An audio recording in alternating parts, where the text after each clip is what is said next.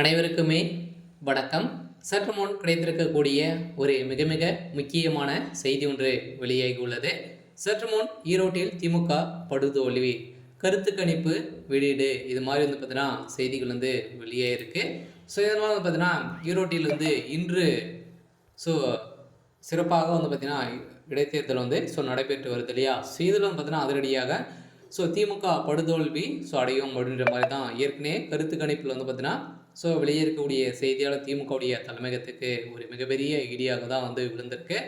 அதனால் பார்த்தீங்கன்னா இதில் வெற்றி பெறக்கூடிய சீமான் தரப்பில் நின்று இருக்கக்கூடிய சீதாலட்சுமி அவர்களும் பார்த்தீங்கன்னா போட்டியிட போகிறாங்க இல்லையா. திமுகவுடைய தரப்பில் பிசி சந்திரகுமாரும் சீதாலட்சுமி அவர்களும் இடையே தான் மோதல் ஏற்பட்டு இருக்கக்கூடிய சூழ்நிலையில் இன்று கோலாகலமாக நடந்துட்டு வரும் நிலையில் பார்த்தீங்கன்னா இப்போ ஈரோட்டில் கருத்து கணிப்பு நடத்திருக்கக்கூடிய சூழ்நிலையில் தான் இப்போ அதிரடியாக திமுக படுதோல்வி அடைய போகுது அப்படின்ற மாதிரி தான் இப்போ வெளியேறக்கூடிய செய்தியாளர் திமுகவுடைய தலைமையகத்துக்கு ஒரு மிகப்பெரிய இடி விழுந்திருக்கு. இருந்தாலும் ஏற்கனவே திமுக பார்த்தீங்கன்னா ஒரு ஓட்டுக்கு 5,000 ரூபாய் என்ற கணக்கில் தான் கொடுத்துருக்கக்கூடிய நிலையில் இருந்தாலும் திமுக அமோக வெற்றி பெறும் அப்படின்ற மாதிரி தான் சில பேரும் பேசி வந்திருக்கக்கூடிய நிலையில் இந்த கருத்து கணிப்பு நடத்தியதில் திமுக படுதோல்வி அடையத்துக்கான அனைத்து அறிகுறியும் தெரிந்திருக்கு. அதெல்லாம் பார்த்தீங்கன்னா அங்கே இருக்கக்கூடிய திமுகவை சேர்ந்த பிரமுகர்கள் அனைவருமே பார்த்தீங்கன்னா யார் ஓட்டு போடுறாங்க இதெல்லாம் கேட்டு அறிந்திருக்கக்கூடிய நிலையில் அனைவருமே பயத்தோடு இருக்கக்கூடிய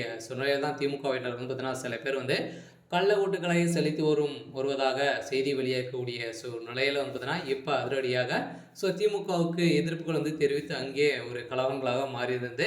இந்த கலவரத்தின் அடிப்படையில் ஈரோட்டில் யார் வெற்றி பெறுவாங்க அப்படின்னு பார்த்தீங்கன்னா நாம் தமிழர் கட்சியோடு தனியாக போட்டியிடக்கூடிய சீதாலட்சுமி அவர்கள் தான் பார்த்தீங்கன்னா இதில் வெற்றி பெறத்துக்கான 90% வாய்ப்புகள் இருக்குது அப்படின்ற மாதிரி சொல்லியிருக்காங்க. பார்த்தீங்கன்னா ஏன் அப்படின்னா திமுகவுக்கு நிறைய எதிர்ப்புகள் பாலியல் விவகாரத்தால் நிறைய பிரச்சனைகள் இருக்கு இல்லையா. இந்த பிரச்சனையின் அடிப்படையில் திமுக சேர்ந்த பிரமுகர்கள்லாம் பார்த்தீங்கன்னா இதில் சிக்கியிருந்தாங்க. இதன் அடிப்படையில் திமுகவுக்கு நிறைய கெட்ட பிறகுலாம் தேடி தந்திருக்கக்கூடிய சூழ்நிலையில் இப்போ அதிரடியாக நாம் தமிழர் கட்சியுடைய சீதாலட்சுமி அவர்கள் தான் இதில் வெற்றி பெறத்துக்கான வாய்ப்பு இருக்குது.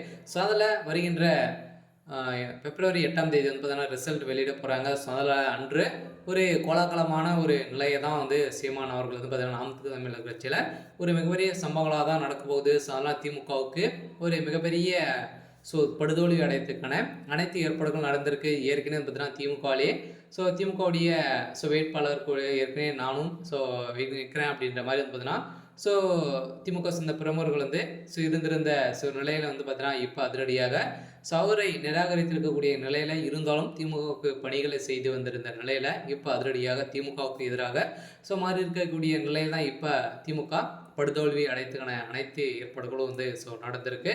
இருந்தாலும் என்ன நடக்க போகுது அப்படின்றத வெயிட் பண்ணி பார்க்கலாம். இது மாதிரி செய்திகளை தெரிஞ்சுக்கணும் அப்படின்னா மறக்காமல் நம்மளுடைய சேனலை சப்ஸ்கிரைப் பண்ணி சப்போர்ட் பண்ணுங்கள். தேங்க்யூ.